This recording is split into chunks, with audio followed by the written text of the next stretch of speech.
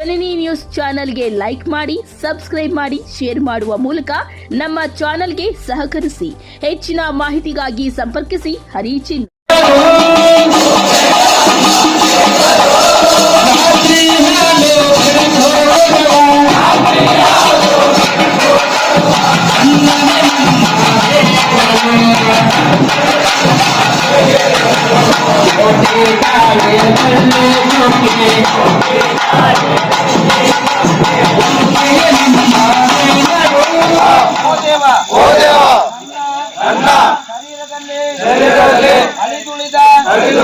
ಅಮಲಿನ ಆಸೆಯು ಸಂಪೂರ್ಣವಾಗಿ ಈ ಮಧ್ಯ ರಾಕ್ಷಸನ ಸಂಹಾರಕ್ರಿಯೆಯಲ್ಲಿ ಉರಿದು ನಾಶವಾಗಲಿ ದೇವರೇ. ಓ ದೇವ, ನನ್ನ ಇನ್ನು ಮುಂದಿನ ಪ್ರಾಣಮುಕ್ತ ಜೀವನದಲ್ಲಿ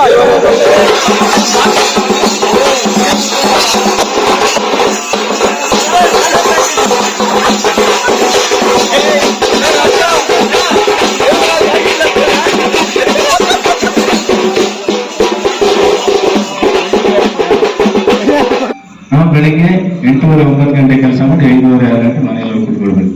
ಇದು ನಮ್ಮ ಡ್ಯೂಟಿ ಟೈಮ್.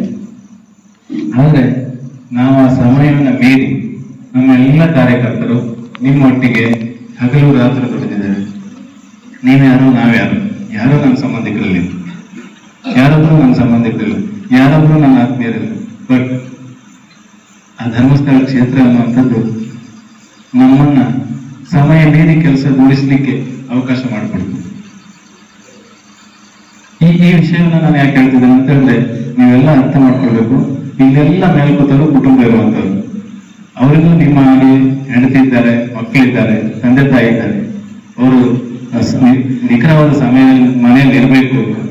ಅವ್ರಿಗೂ ಅವ್ರದೇ ಆದ ಮನೆಯಲ್ಲಿ ಕೆಲಸಗಳಿದ್ದಾವೆ. ಅದನ್ನೆಲ್ಲ ಬಿಟ್ಟು ನಿಮ್ಮೊಟ್ಟಿಗೆ ಇಲ್ಲಿ ಕೂತ್ಕೊಂಡು ನಿಮ್ಮನ್ನ ಸರಿ ಮಾಡ್ಬೇಕಂತ ಕುಳಿತಿದ್ದಾರಲ್ಲ, ನೀವು ಅವ್ರಿಗೆ ಎಷ್ಟು ಧನ್ಯವಾದ ಹೇಳ್ತೀರಿ. ನೀವು ಅವರಿಗೆ ಏನ್ ತ್ಯಾಗ ಮಾಡ್ತೀರಿ? ನಿಮ್ಗಾಗಿ ಎಷ್ಟು ತ್ಯಾಗ ಮಾಡಿದ್ದಾರೆ ಅವರು. ನನ್ನ ಹತ್ರ ನಮ್ಮ ಸೂಪರ್ವೈಸರ್ ಬಯಸ್ಕೊಂಡಿದ್ದಾನೆ. ಯಾತಕ್ಕಾಗಿ? ಈ ಶಿಬಿರಕ್ಕಾಗಿ.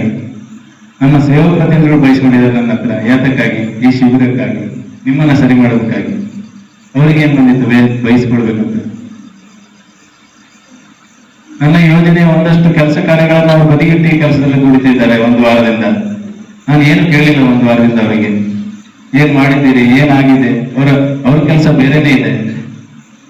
ಆದ್ರೆ ನಾಳೆಯಿಂದ ನಾನು ಮತ್ತೆ ಬೈತೇನೆ ಅವರಿಗೆ, ನಿಮ್ದು ಈ ಕೆಲಸ ಆಗಿಲ್ಲ, ಆ ಕೆಲಸ ಆಗಿಲ್ಲ. ಆತ್ಮೀಯರೇ, ನಿಮ್ಮಲ್ಲಿ ವಿನಂತಿ ಮಾಡ್ಕೊಳ್ತಿದ್ದೇನೆ. ನಾನು ಯಾಕೆ ಅಂತ ಹೇಳಿದ್ರೆ, ನಾನು ಇಲ್ಲಿ ಶಿಬಿರದಲ್ಲಿ ಹಲವಾರು ದಿನ ಇಲ್ಲಿ ಬಂದಾಗ ಬಹುಶಃ ನಮ್ಮ ಶಿಬಿರಾಧಿಕಾರಿಗಳಿಗೆ ಫಿಲೋಮಿನಾ ಮೇಡಮ್ ಗೊತ್ತಿದೆ, ಒಂದ್ ಸ್ವಲ್ಪ ರಾತ್ರಿ ಆಗ್ತಿತ್ತು. ನಾನು ಹೆಚ್ಚಾಗಿ ನಮ್ಮ ಡ್ಯೂಟಿ ನಾನು ಹೇಳಿದೆ ನಿಮ್ಗೆ 6 ಗಂಟೆ 7 ಗಂಟೆ ಒಳಗಡೆ ಮನೇಲಿ ಸುಮಾರು 9 ಗಂಟೆ 9:30 ಆದಾಗ ನಿಮ್ಮ ಹಾಗೆ ನನಗೂ 2 ಮಕ್ಕಳಿದ್ದಾರೆ. ಪಾಪ ಅವ್ರು ನಾನು ಬರುವವರೇ ಕಾಯ್ತಾ ಇದ್ದೆ. ಅನಿತ ಭಾವಿಸಬಾರ್ದು. ನೋಡಿ, ಬರೀ ಕೋಲಾರ ಜಿಲ್ಲೆ ಇಲ್ಲ, ಒಂದು ಜಾತಿ ಇಲ್ಲ, ಒಂದು ಧರ್ಮ ಇಲ್ಲ. ಬಟ್ ಎಲ್ಲರನ್ನ ಕೂಡ ಆ ಮಂಜುನಾಥ ಇವತ್ತು ಏನ್ ಮಾಡಿದ್ದಾನೆ, ನಮ್ಮೆಲ್ಲರನ್ನ ಒಂದು ಕುಟುಂಬದ ಸದಸ್ಯರ ರೀತಿ ನಾವಿಲ್ಲಿ ಕಾಣ್ತಾ ಇದ್ದೇವೆ. ನಿಮ್ಮನ್ನು ನೋಡ್ತಾ ಇದ್ರೆ ನಮ್ಮ ಅಣ್ಣ, ನಮ್ಮ ತಮ್ಮ, ನಮ್ಮ ಅಕ್ಕ, ನಮ್ಮ ತಂಗಿ, ನೋಡಿ ಎಷ್ಟೊಂದು ಸಹೋದರಿಯರು ನಮಗೋಸ್ಕರ ದುಡಿತಾ ಇದ್ದಾರೆ. ಕಾರ್ಯಗಳಾಗಬಹುದು, ನಮ್ಮ ನಂದಕುಮಾರ್ ಸರ್ ಆಗಬಹುದು, ನಮ್ಮ ಫಿಲೋಮಿನಾ, ಎಲ್ಲೆಲ್ಲಿಂದ 100 ಕಿಲೋಮೀಟರ್ ನಮ್ಮ ಒಳ್ಳೆದಕ್ಕೋಸ್ಕರ ಇವರೆಲ್ಲ ದುಡಿದಿದ್ದಾರಲ್ಲ.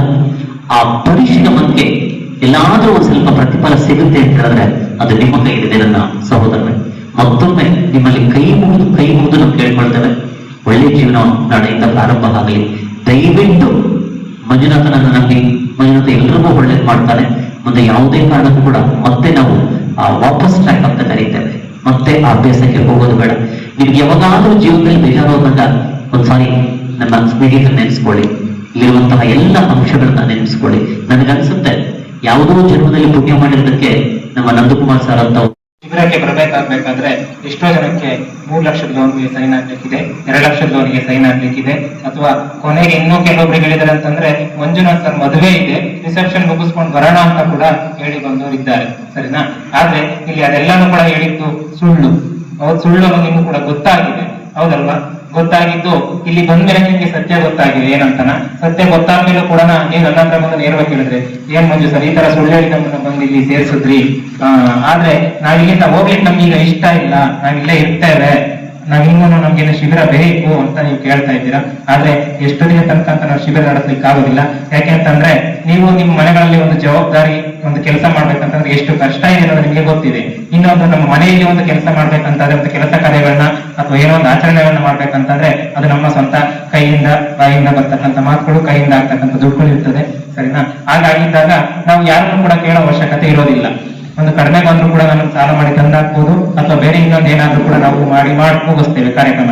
ಆದ್ರೆ 7 ದಿನದ ಕಾರ್ಯಕ್ರಮ ಮಾಡ್ಬೇಕಂತಂದ್ರೆ ನನಗೆ ಸಂಪೂರ್ಣ ಸಹಕಾರ ನೀಡಿದಂತಹ ಸಮಿತಿಯವರು, ಒಕ್ಕೂಟದವರು, ಹಾಗೆಯೇ ನನ್ನ ಎಲ್ಲಾ ಯೋಜನೆಯ ಕಾರ್ಯಕರ್ತರು ಮತ್ತು ಮೇಲ್ವಿಚಾರಕ ಶ್ರೇಣಿ ಸಿಬ್ಬಂದಿಗಳು ಮತ್ತು ಸೇವಾಪತಿಗಳು ತುಂಬಾ ಶ್ರಮ ಪಟ್ಟಿದ್ದಾರೆ. ಈ ಒಂದು ಕಾರ್ಯಕ್ರಮ ಯಶಸ್ವಿ ಆಗ್ಬೇಕಂತಂದ್ರೆ ಅವರೆಲ್ಲರ ಶ್ರಮದ ಜೊತೆಗೆ ನಿಮ್ಮ ಸಹಕಾರ ಕೂಡ ಹಾಗೆ ಇತ್ತು. ಯಾಕೆಂತಂದ್ರೆ 1 ದಿನ 2 ದಿನ 3 ದಿನ ಮುನ್ನ ನಾವು ತುಂಬಾ ಜೈಲಲ್ಲಿ ಕೂಡಾಗಿ ನೋಡ್ಕೊಂಡ್ವಿ, ಹೌದು. ಆದ್ರೆ ಅದು ನಿಮ್ಮ ಒಳ್ಳೆದಕ್ಕೋಸ್ಕರ ಮಾಡದೇ ಹೊರತಾಗಿ ಯಾವ್ದು ಕೂಡ ಕೆಟ್ಟದಕ್ಕೋಸ್ಕರ ಮಾಡಿಲ್ಲ ನಾವು, ಸರಿನಾ. ಆದ್ರೆ ಕೆಲವೊಂದು ಟೈಮಲ್ಲಿ ಬೈದಿದ್ದೇವೆ. ಆದ್ರೆ ನನ್ನ ಎಲ್ಲರೂ ಕೂಡ ವಯಸ್ಸಲ್ಲಿ ದೊಡ್ಡವರಿದ್ದೀರಾ, ನಿಮ್ಗೆ ನಾನು ನೀತಿ ಪಾಠ ಹೇಳುವಷ್ಟು ದೊಡ್ಡವರಲ್ಲ. ಆದ್ರೂ ಕೂಡ ನನಗೆ ಈ ಒಂದು ಯೋಜನೆಗೆ ಬಂದ ನಂತರ ಅನುಭವ ಆಗಿದೆ ಏನಂತಂದ್ರೆ ಇದು ಮೊದಲನೇ ಶಿಬಿರ. ನನಗೆ ಹೇಗಾಗುತ್ತೋ ಅನ್ನೋದು ತುಂಬಾ ಭಯ ಇತ್ತು. ಆದ್ರೆ ಈ ಹಂತಕ್ಕೆ ಬಂದು ಆಗ್ತದೆ ಕಾರ್ಯಕ್ರಮ ಅನ್ನೋದು ನನಗೆ ಸ್ವಲ್ಪ ನಂಬಿಕೆ ಕಡಿಮೆ ಇತ್ತು. ಯಾಕೆಂತಂದ್ರೆ ಉಸ್ತುವಾರಿ ತಗೊಂಡ್ಮೇಲೆ ಹೇಗೆ ನಡೆಸ್ಬೇಕು ಅನ್ನೋದು ನನಗೆ ಗೊತ್ತಿರಲಿಲ್ಲ. ಆಗ ರವಿರೆಡ್ಡಿ ಸರ್ ನಾವಿದ್ದೇ ನಿಮ್ಮಿಂದೆ, ಏನೇ ಆದ್ರೂ ಕೂಡ ಮಾಡಿ ಅಂತ ಹೇಳ್ಬಿಟ್ಟು ನನಗೆ ಅವ್ರು ಪ್ರೇರೇಪಣೆ ಕೊಟ್ಟರು. ಹಾಗೆ ನಮ್ಮ ಯೋಜನಾಧಿಕಾರಿಗಳು ನಿಮ್ಗೆ ಸಾಧ್ಯ ಆಗ್ತದೆ, ನೀವು ಮಾಡ್ತೀರಾ, ಯಾಕೆಂತಂದ್ರೆ ನೀವು ಅಷ್ಟು ಆಕ್ಟಿವ್ ಇದ್ದೀರಾ, ಮಾಡಬಹುದು ಅಂತ ಹೇಳಿ ನನಗೆ ಉತ್ಸಾಹ ಕೊಟ್ಟರು. ಹಾಗೆ ನಮ್ಮ ಮೇಲ್ವಿಚಾರಕ ಶ್ರೇಣಿಯವರು ಹೇಗೆ ಅಂತಂದ್ರೆ ನನಗೆ ಕೆಲವೊಂದು ಗೇಲಿ ಮಾಡ್ತಾನೆ ಈ ಕಾರ್ಯಕ್ರಮ ಯಶಸ್ವಿ ಮಾಡ್ಲಿಕ್ಕೆ ಅವಕಾಶ ಮಾಡಿಕೊಟ್ಟಿದ್ದಾರೆ ಎಲ್ಲರೂ ಕೂಡ.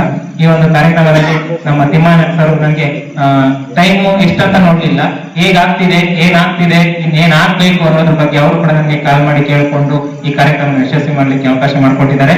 ಪೂಜೆ ಕಾವಣ್ಣರಿಗೆ ಮತ್ತು ಅಮ್ಮನವರಿಗೆ ನಾನು ಈ ಒಂದು ಕ್ಷಣದಲ್ಲಿ ನಿಮ್ಮೆಲ್ಲರ ಪರವಾಗಿ ನಾನು ಧನ್ಯವಾದವನ್ನು ಅರ್ಪಿಸ್ತೇನೆ. ಮತ್ತೆ ನೀವೆಲ್ಲರೂ ಕೂಡ ನಿಮ್ಮ ಕುಟುಂಬಕ್ಕೆ ಆರೋಗ್ಯವನ್ನು ಮಂಜುನಾಥ ಸ್ವಾಮಿ ಕರುಣಿಸ್ತೀರಿ ಅಂತ ಹೇಳ್ತಾರ ನನ್ನ ಮಾತನ್ನು ಮುಗಿಸ್ತಾ ಇದ್ದೇನೆ. ಬಟ್ ನೀವೆಲ್ಲರೂ ನಮ್ಮನ್ನು ಬಿಟ್ಟು ಹೋಗ್ತಾ ಇದ್ದೀರಿ ಅಂತ ನಾವು ಕೂಡ ನಂಬಿದ್ದೆ. ನೀವು ನಮ್ಮನ್ನು ಬಿಟ್ಟು ಹೋಗ್ತಾ ಇದ್ದಾರೆ. ಬಹುಶಃ ಒಬ್ಬ ಹುಡುಕ ಇರುವಂತಹ ಮನೆಯ ನರಕ ಯಾತನೆಯನ್ನ ಬಹುಶಃ ನನ್ನಷ್ಟು ಹತ್ರ ಇನ್ಯಾರೋ ನೋಡೋದಕ್ಕೆ ಸಾಧ್ಯ ಇಲ್ಲ ಅಂತ ನಾನು ಭಾವಿಸ್ತೇನೆ. ನಾನು ಅನೇಕ ನೋಡಿದ್ದೇನೆ, ನಮ್ಮೂರಲ್ಲಿ, ನಮ್ಮ ಸ್ನೇಹಿತರಲ್ಲಿ ಅನೇಕ. ಅದನ್ನ ಒಂದು ಕುಟುಂಬ ಅಂತ ಹೇಳಕ್ ಬರೋದಿಲ್ಲ, ಅದು ನರಕಾನೆ, ಖಂಡಿತವಾಗಿಯೂ ನರಕಾನೆ. ಮಕ್ಕಳ ಮಧ್ಯೆ ನೆಮ್ಮದಿ ಇಲ್ಲ, ಹೆಂಡತಿ ಮಧ್ಯೆ ಇಲ್ಲ, ಅಕ್ಕ ಇಲ್ಲ, ತಂದೆ ಇಲ್ಲ, ಅಪ್ಪ ಇಲ್ಲ. ಅಪ್ಪನ ಹೊಡೆದಿದ್ದೇವೆ, ಅಮ್ಮನ ಹೊಡೆದಿದ್ದೇವೆ, ಹೆಂಡತಿಯನ್ನು ಹೊಡೆದಿದ್ದೇವೆ, ಮಕ್ಕಳನ್ನು ಹೊಡೆದಿದ್ದೇವೆ. ಬಹುಶಃ ಆ ಭಗವಂತ ನಮ್ಮನ್ನು ಯಾವತ್ತೂ ಕೂಡ ಕ್ಷಮಿಸೋದಿಲ್ಲ ಅಂತ ನಾನು ಭಾವಿಸ್ತೇನೆ. ಬಟ್ ಒಂದು ಅವಕಾಶ ಭಗವಂತ, ಏನು ನಮ್ಮ ಪೂಜ್ಯರ ಒಂದು ಆಶೀರ್ವಾದದಿಂದ ಒಂದು ಅವಕಾಶ ಭಗವಂತ ನಾವು ಬದಲಾಗೋದಕ್ಕೆ ಒಂದು ಅವಕಾಶ ಕೊಟ್ಟಿದ್ದಾರೆ. ನನಗೆ 100ಕ್ಕೂ 100 ನಂಬಿಕೆ ಇದೆ. ನಾವೆಲ್ಲರೂ ಕೂಡ ಎಲ್ಲೋ ಒಂದು ಕಡೆ ಬದಲಾಗಿದ್ದೇವೆ ಅನ್ನುವಂಥ ಒಂದು ಮಾತು ಈ ಸಂದರ್ಭದಲ್ಲಿ ಮಂಜುನಾಥನ ಮೇಲೆ ನಾನು ನಂಬಿಕೆ ಇಟ್ಟು ಈ ಮಾತನ್ನು ನಿಮಗೆ ಹೇಳೋದಕ್ಕೆ ಬಯಸ್ತೇನೆ ಅನ್ನೋದು.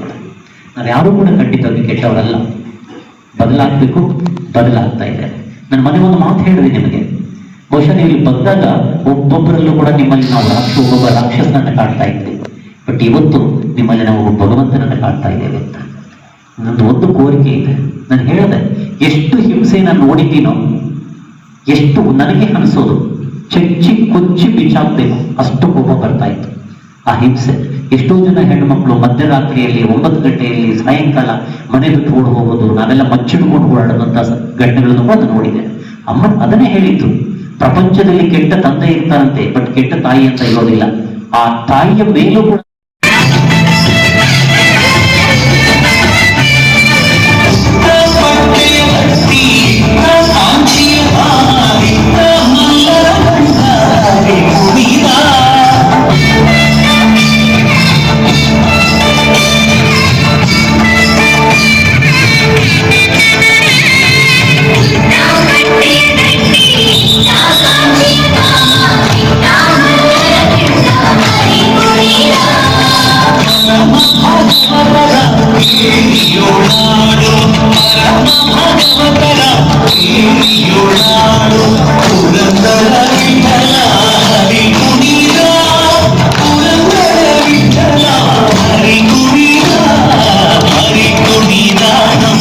ಹರಿ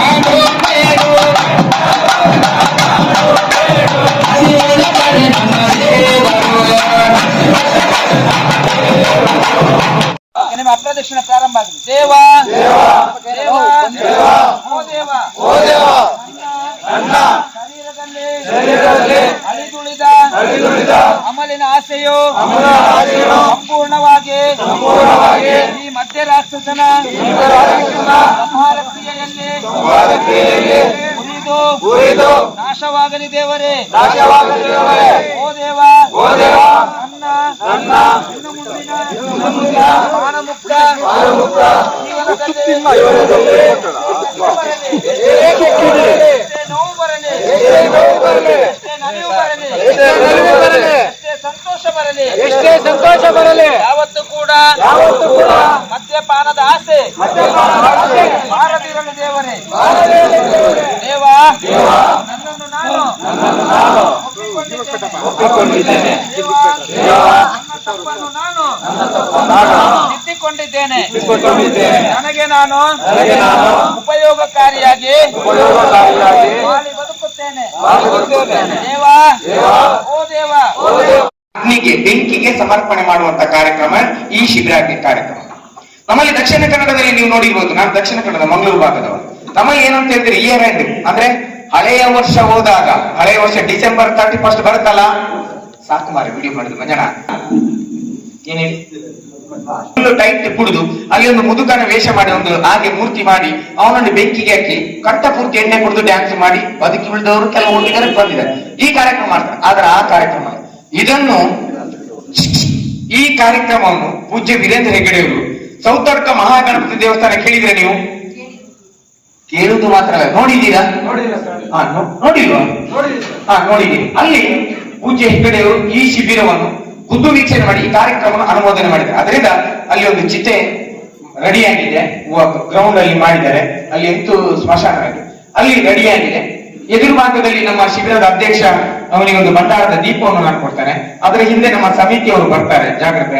ಅದರ ಹಿಂದೆ ನೀವು ಕೈ ಇಟ್ಕೊಂಡು ಅಲ್ಲಿ ಲೈನಲ್ಲಿ ಆ ಕಡೆ ಹೋಗ್ಲಿಕ್ಕೆ